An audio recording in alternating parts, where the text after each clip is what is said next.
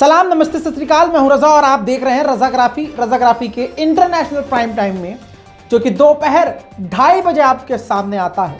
उसमें आपका स्वागत है। दोस्तों, कोशिश करेंगे कि जल्दी जल्दी आपको बड़ी बड़ी खबरें बताएं ताकि वीडियो ज़्यादा लंबा भी ना हो और आपको दुनिया भर की खबर मिल जाए। इस रिपोर्ट को देखिएगा, अपनी राय कमेंट में लिखिएगा, रिपोर्ट को शेयर कीजिएगा।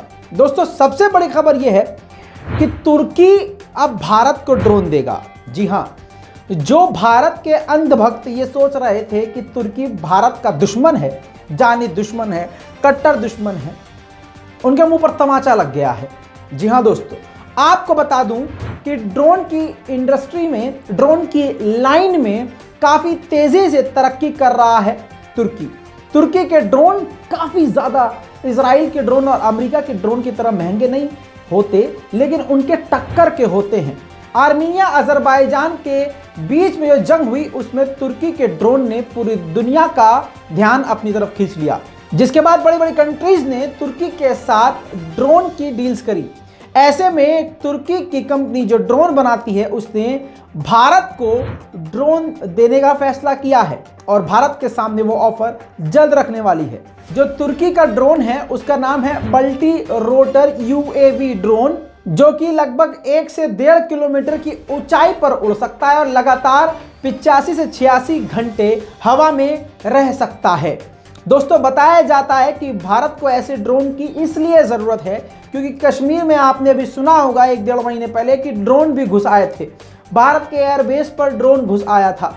ऐसे में बॉर्डर की सुरक्षा और बॉर्डर पर निगरानी रखने के लिए भारत को ऐसे ड्रोन्स की काफ़ी ज़्यादा ज़रूरत है। दोस्तों, इस ड्रोन की खासियत यह है कि ये ड्रोन हर मौसम में काम कर सकता है, चाहे बरसात हो, तूफान हो, आंधी हो और बर्फबारी हो, गर्मी हो, सर्दी हो, कुछ भी हो, ये ड्रोन अपने तरीके से काम करता रहेगा, जो कि भारत की सिक्योरिटी को काफ़ी ज़्यादा मजबूत करेगा।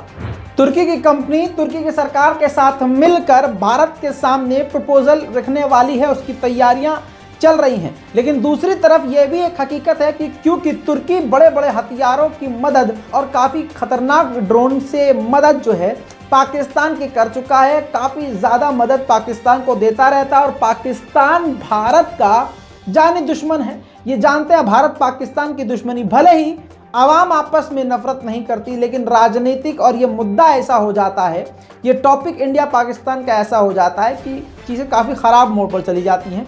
ऐसे में शायद ही भारत सरकार, यानी अभी जो मोदी सरकार है, शायद ही तुर्की का प्रपोजल एक्सेप्ट करे। लेकिन आपको बता दूं कि दूसरी एक वजह यह भी है कि भारत के पास इजराइल का ऑप्शन मौजूद है। भारत को अगर ड्रोन चाहिए होगा तो इजराइल से ही ड्रोन लेता है, भले ही काफ़ी ज़्यादा महंगे दामों में इजराइल से ड्रोन लेता है भारत। चलते हैं अब अगली खबर पर। दोस्तों, अगली बड़ी खबर यह है जिसको हम अलग करना चाह रहे थे, अलग से रिपोर्ट देते, लेकिन इसी रिपोर्ट में आपका वक्त बचा रहे हैं। दुनिया की तीसरे नंबर की सबसे बड़ी एयरफोर्स बना ली है चीन ने। जी हाँ, चीन ने अपनी ताकत को इतना बढ़ा लिया है। आपको बता दूं कि 1 महीने पहले ये अपडेट आया था कि दुनिया की सबसे बड़ी नौसेना जो है, समुद्र की जो सेना है, वो चीन की बन चुकी है, जिसने जो है अमेरिका की भी नींद उड़ा दी है। और अब ये खबर आई है कि अब दुनिया के तीसरे नंबर पर सबसे बड़ी जो एयरफोर्स है, हवाई हमला करने में जो सक्षम है, हवाई ताकत जो सबसे ज़्यादा है तीसरे नंबर पे, वो चीन ने बना ली है। और मज़े की बात यह है कि पहले और दूसरे नंबर पे अमेरिका और रूस हैं। समझिए, रूस और अमेरिका अपने आप को ताकतवर समझते हैं कि भाई मैं ताकतवर हूँ, मैं ताकतवर हूँ, लेकिन असल में चीन ने भी अपने आप को तीसरे नंबर पर लाकर खड़ा कर दिया। लगभग 2800 फाइटर जेट, जी हाँ, एडवांस 2800 फाइटर जेट चीन के पास मौजूद हैं। J-20 स्टील्थ लड़ाकू विमान और इसके अलावा S-6 बॉम्बर जो है चीन की ताकत है। चीन को इसी पर घमंड है, लेकिन कुछ जानकारी आपको देना जरूरी है। आपको बता दूं कि चीन के पास जितने ज़्यादा ये फाइटर जेट हैं, सभी को ज़्यादातर रूस के फाइटर जेट को कॉपी करके बनाया गया है। आपको बता दूं कि रूस के Su-27 फाइटर जेट को कॉपी करके चीन ने अपना ये J-11 बनाया था। आपको बता दूं इसी तरह से Su-30 MKK पर आधारित, यानी कॉपी करके चीन ने अपना J-16 लड़ाकू विमान बना लिया। और इसके अलावा बता दूं कि चीन का जो J-10 है उसको इजराइल के विमान को कॉपी करके बनाया है। आपको बता दूं कि यूक्रेनी Su-33 को कॉपी करके चीन ने J-15 बनाया है। अब मेन बात यह है, देखिए कॉपी कर रहा है और कॉपी करने में नंबर 1 है पूरी दुनिया में, लेकिन नकल करने के लिए भी अकल की जरूरत होती है। ठीक है, अब अकल इतनी है इसके पास, चीन के पास, कि ये उससे एडवांस बनाता है। मान लीजिए रूस का कुछ कॉपी किया तो उससे एडवांस चीज उसके अंदर डाल देता है, भर देता है। समझ रहे हैं? इस वजह से दुनिया में अचानक से तेजी से उभर रहा है चीन। दोस्तों अगली बड़ी खबर है पाकिस्तान से। पाकिस्तान में ब्लास्ट हुआ। इस ब्लास्ट में 12 लोग मारे गए। ये ब्लास्ट एक बिल्डिंग के नीचे नाली के अंदर बताया गया ब्लास्ट हुआ है, जिसमें 12 लोग अभी तक इस रिपोर्ट के मुताबिक मारे गए हैं और कई बुरी तरह से घायल हैं। आपको बता दूं कि अभी तक किसी संगठन ने इसकी जिम्मेदारी नहीं ली है, लेकिन आपको बता दूं कि टीटीपी तहरीके तालिबान पाकिस्तान ने ऐलान जंग कर लिया है। वो पूरी तरह से पाकिस्तान सरकार के साथ दो हाथ करने के लिए तैयार है। अभी कुछ वक्त पहले ही मैंने बताया था कल की रिपोर्ट में कि पाकिस्तान ने ड्रोन स्ट्राइक भी किया था टीटीपी के ऊपर, लेकिन वो पूरी तरह से फेल रहा और ये पाकिस्तान के लोगों के पेट में दर्द हो गया। हमने ये खबर कैसे दे दी? मतलब अगर ये बढ़िया है तुम्हारा, अगर बीजेपी की बुराई करें तो रजा भाई जिंदाबाद, रजा भाई जिंदाबाद, और जरा सा तुम्हारे मुल्क की 2-4 बातें दिखा दें, पॉलिटिक्स को लेके कह रहे हैं, कोई धर्म पे तो बोल नहीं रहे, लेकिन अगर दिखा दें तो फौरन जो ततैये लग जाते हैं। अबे भाई बर्दाश्त, सब्र का मादा रखा करो, सब्र किया करो, बर्दाश्त करना सीखो। गजब बेइज्जती है। दोस्तों इसी के साथ आपको बता दूं कि OIC की मीटिंग पाकिस्तान में चल रही है और OIC में इतिहास में अब ये लिखा जाएगा, पहली बार तालिबान को पाकिस्तान ने इनवाइट किया है और वो खुद पहुंच गए हैं। तालिबान के प्रवक्ता देखिए। खुशहाली से अफगानिस्तान पर अभी तबादी काबिल की तहवल रुस्ता लुमड़ाई लुई इस्लामी कॉन्फ्रेंस वंडा जुड़ी और उम्मीद से भी वंडा की अफगानिस्तान पर अभी तबादी हम बशरी मरस्तों को हम। दोस्तों पाकिस्तान की इमेज जेन्युइनली बताऊं ठीक नहीं है, आप इसी बात से समझ लीजिए, और ये पाकिस्तान के लोग इस बात को मानते भी हैं। भले वो प्रोपेगेंडा इसको कहते हैं, लेकिन आप इस बात से समझिए कि OIC की मीटिंग पाकिस्तान में है, लेकिन 57 देशों में से सिर्फ 24 देश ही पहुंच रहे हैं। यानी उनको भी डर है, जो देश नहीं पहुंच रहे हैं, मुसलमान होके, मुस्लिम देश होके, खुद पाकिस्तान नहीं पहुंच रहे हैं। ये एक बड़ा इशारा है। सोचिए 57 देश को इनवाइट किया है, लेकिन सिर्फ 24 देशों ने इनविटेशन को एक्सेप्ट किया। इतना ही नहीं, इस्लामाबाद में OIC की मीटिंग को चलते हुए देखते हुए 3 दिन के लिए पूरी तरह से फोन सर्विस को बंद कर दिया गया है, और तो और उस दिन सरकारी छुट्टी का ऐलान कर दिया गया है। खौफ का माहौल देख रहे हैं। अबे भाई कोई बकरीद थोड़ी ना हो गई है, 3 दिन की छुट्टी है, चलो ये 3 दिन की छुट्टी है, नहीं। ये इतना खौफ खुद पाकिस्तानियों को भी है कि खुदा खास्ता ऊंच नीच ना हो जाए। जो खुद पाकिस्तान ऐसा सोच के चल रहा है तो भाई दूसरा आदमी जाएगा क्यों वहां? अब दोस्तों पाकिस्तान को घेर भी सकता है, जो दूसरी कंट्रीज जा रही हैं वो मिलकर पाकिस्तान को घेर भी सकते हैं। क्यों? क्योंकि भाई तुमने तालिबान को बुलाया, तो तालिबान को क्यों बुलाया? इसके अलावा भारत जो अफगानिस्तान को मदद पहुंचाना चाहता है, पाकिस्तान के रास्ते उन ट्रकों को क्यों रोका जा रहा है पाकिस्तान के जरिए? इस पे भी सवाल खड़े किए जा सकते हैं। और तो और जो दूसरे संगठन है, कट्टरपंथी संगठन है, वो भी अपने सवालों को उठा सकते हैं और उन पर भी सवाल खड़े किए जा सकते हैं। दोस्तों अब चलते हैं ईरान की तरफ। ईरान के मिनिस्टर ने एक बड़ी बात कही है, जो कि जेरूसलम पोस्ट पे इजराइल के अखबार में आ चुकी है। आपको बता दूं कि ईरान ने दावा किया है कि अमेरिका बहुत जल्द उस पर से पाबंदी हटाने के लिए तैयार है और उस पर काम चल रहा है। अगर ऐसा होता है दोस्तों तो आपको बता दूं कि ये ईरान की अब तक की सबसे बड़ी जीत होगी और इजराइल की सबसे बड़ी हार। लेकिन आपको अगली खबर थोड़ी सी बता दूं कि विचलित करने वाली है, परेशान करने वाली और टेंशन देने वाली बात है। आपको बता दूं कि वियना में ईरान के न्यूक्लियर टॉक चल रही है, बातचीत चल रही है, जो एडजर्न की जा चुकी है, स्थगित हो गई है कुछ दिनों के लिए, क्योंकि 25 दिसंबर भी करीब है। यानी आपको बता दूं कि हॉलीडेज का टाइम चल रहा है, और तो और किसी मुद्दे को लेकर इन्हीं मतलब रजामंदी नहीं हो रही है कई पॉइंट्स पर, जिसकी वजह से अब ये बातचीत रुक गई है। आपको बता दूं कि इसी के साथ अमेरिका की एक रिपोर्ट में कहा गया है, यानी अमेरिका ने ही कहा है कि बहुत जल्द और बहुत तेजी से ईरान न्यूक्लियर बॉम्ब बना रहा है और बहुत जल्द बना लेगा। इजराइल के अखबार में ये रिपोर्ट आ चुकी है और इसके बाद पूरी दुनिया में हड़कंप मच गया है। जो ईरान के दुश्मन हैं वो काफी ज्यादा इस वक्त बेचैन है। दोस्तों एक नया काम सुनिए। बात ऐसी है कि यूक्रेन के प्रधानमंत्री ने 3-4 दिन पहले बयान दिया था कि वो जेरूसलम को इजराइल की राजधानी मानने के लिए तैयार है और वो ऐलान जल्द कर देंगे। अब दुनिया सोच रही थी यूक्रेन क्यों फिदा हो रहा है, हालांकि यूएई तो फिदा हो ही चुका है, लेकिन यूक्रेन का क्या मतलब है। तो अब राज की बात निकल के आई है। यूक्रेन का जो प्रधानमंत्री है वो ससुरा यहूदी निकला, समझिए। अब जो खून है वो तो बोलेगा ही, वो उधर ही जाएगा।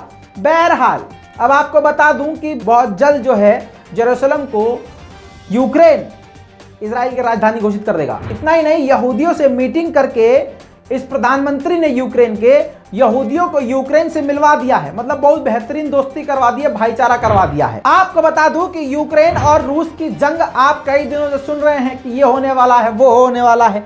ऐसे में आपको बता दूं कि रूस ने कहा है कि हम हमला नहीं करना चाहते, जंग नहीं करना चाहते, लेकिन एक हम कानून चाहते हैं। जैसे किसान कानून गारंटी मांग रहे थे ना कि हमें भाई लिखित में दो, ऐसे ही लिखित में पुतिन ने मांगा है कि भैया गारंटी दे अमेरिका कि यूक्रेन किसी भी तरह से नेटो में शामिल ना हो, और जो नेटो में शामिल जो देश हैं वो एक दूसरे के देश में जाकर मतलब सिक्योरिटी के नाम पर हथियार और फौज तैनात ना कर पाएं। ये एक बड़ी शर्त रखी है पुतिन की तरफ से, जो अमेरिका शायद ही मानेगा। लेकिन देखना ये कि अब आगे क्या होता है। दोस्तों रशिया के सपोर्ट में रहने वाले एक ग्रुप ने बॉर्डर पर यूक्रेन के एक सैनिक को मार डाला और 2 बुरी तरह से घायल हैं। अब इससे बॉर्डर पर टेंशन और बढ़ गई है। अब देखना यह है कि आने वाले वक्त में मामला कहां तक जाता है। दूसरी तरफ अमेरिका का एक और काला सच सामने आया है। यूक्रेन की मदद करने के लिए अफगानिस्तान से जो वापस हथियार आए थे, जो घिस चुके हैं, जो थोड़ा चल चुके हैं, उन हथियारों को सीधा अब यूक्रेन भेज रहा है।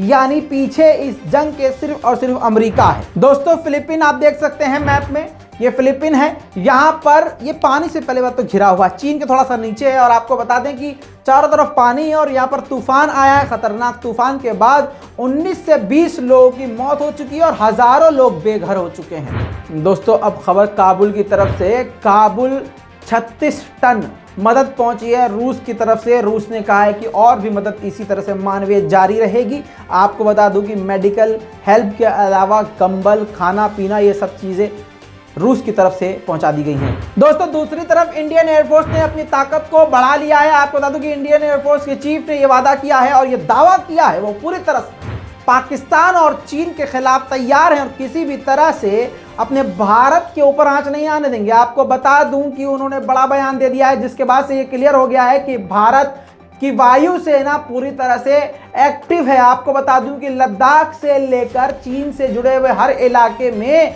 पूरी तरह से भारतीय वायुसेना जंग के लिए और किसी भी परिस्थिति के लिए तैयार है, ऐसा वायुसेना के चीफ ने खुलकर कह दिया है। दोस्तों सबसे बड़ी खबर अब यह है कि भारत के लिए बड़ा खतरा बन चुका है चीन जो है श्रीलंका में ऐसा गेम खेल रहा है जो बीजेपी खुद भारत में नहीं खेल पा रही है। हाँ, हालांकि भारत में बड़े लेवल का हिंदू मुस्लिम तो खेल ही रही है भाजपा, लेकिन चीन इनका भी बाप निकला। आपको बता दूं कि चीन श्रीलंका में जो अपना राजदूत भेजा हुआ है, उस राजदूत ने श्रीलंका के राम सेतु मंदिर के अंदर जाके बिल्कुल नंगे होके, जैसे वहाँ के धार्मिक और हिंदू लोग करते हैं, उसी लिबास में, उसी पोशाक में जाकर पूजा अर्चना करी। यानी मंदिर में ठीक वैसे ही गया जैसे हिंदू लोग जाते हैं। और आपको बता दूं कि भारतीय एक्सपर्ट ने इसको खतरा बताया है। तस्वीरें आप देखते रहिए और मेरी बात सुनते रहिए। आपको बता दूं कि चीन की ये सुपर चालाकी है, चीन का ये एक बड़ा झटका है भारत के लिए कि चीन जो है श्रीलंका में अपने पैर जमाने के लिए जाफना का जो इलाका है, वो जाफना का इलाका तमिलनाडु के बेहद करीब आता है। अगर यहाँ के लोगों का दिल जीत लेता है चीन, और जीतने के लिए चीन के इस नेता ने किया क्या है कि जाफना के लोगों को, मछुआरों को मछली पकड़ने की मशीन दी है और इसी तरह की कई सारी मदद लगातार करता रहता है। एक्सपर्ट के मुताबिक बताया गया है कि जाफना के इलाके को भारत ने कभी सीरियस नहीं लिया। वहीं पर दूसरी तरफ अगर बात करें हम चीन की, तो चीन हमेशा से इस मुद्दे पर सीरियस रहा है और आज उसने अपने पैर जमाना शुरू कर दिए हैं। अगर चीन यहाँ पर पहुँच जाता है और एक्टिव हो जाता है तो भारत के और भी ज्यादा करीब चीन आ जाएगा और तमिलनाडु का इलाका खतरे में पड़ जाएगा और भारत के लिए एक बड़ी मुसीबत हो चुकी है। और चीन की इस हरकत पर भारत की पूरी नजर है, ऐसा भारत सरकार का कहना है। दोस्तों, डोनाल्ड ट्रंप ने फिर से एक विवादित बयान दे दिया है। उन्होंने कहा है कि इजराइल के जो ज़ियोनी लोग यहाँ रहते हैं, यहूदी लोग जो अमेरिका में रहते हैं, उन लोगों को इजराइल से मतलब नहीं है। यानी इजराइल के जो यहूदी अमेरिका में रहते हैं, उन अमेरिकी यहूदियों को इजराइल से कोई मतलब वास्ता नहीं है, जिस पर बड़ा बवाल खड़ा हो गया है। अभी कुछ दिन पहले डोनाल्ड ट्रंप ने एक राज खोला था कि नेतन्याहू फिलिस्तीन से कभी भी शांति बनाकर नहीं रखना चाहते थे। एक बार फिर से डोनाल्ड ट्रंप के इस बड़े खुलासे से और बड़े बयान से अमेरिका और इजराइल में हड़कंप मच गया है। लोग बहुत ज्यादा गुस्से में हैं। दोस्तों, इसी के साथ भारतवासियों के लिए एक बड़ी खबर, भारत ने अपनी ताकत को बढ़ा लिया है। काफी तेजी से भारत भी शक्तिशाली होता जा रहा है। रूस और इजराइल से हथियार तो साथ में ले ही रहा है, लेकिन खुद भी हथियार बना रहा है। अब आपको बता दूं कि ये वीडियो आप अपनी आंखों से देख सकते हैं। अग्नि पी यानी अग्नि प्राइम मिसाइल जो है पूरी तरह से सक्सेसफुली टेस्ट कर लिया है। ओडिशा के इलाके से ये टेस्ट किया गया है और इसी के साथ भारत की ताकत काफी ज्यादा बढ़ चुकी है, क्योंकि ये मिसाइल परमाणु हथियार ले जाने में सक्षम है। आपको बता दूं कि रेंज भी इसकी 1 से 2000 किलोमीटर, जो कि काफी ज्यादा है। इस बात से समझ सकते हैं कि काफी दूर तक परमाणु बम ले जाने में सक्षम है ये मिसाइल। आपको बता दूं कि ये टेस्ट जो है एपीजे अब्दुल कलाम आयरलैंड से किया गया है, जो कि काफी सफल रहा। दोस्तों, इस पूरी रिपोर्ट पर आपकी क्या राय है? अपनी राय कमेंट में लिखना मत भूलिएगा। चैनल को सब्सक्राइब कीजिएगा। मैं हूं रजा और आप देख रहे हैं रजाग्राफी। जय हिंद।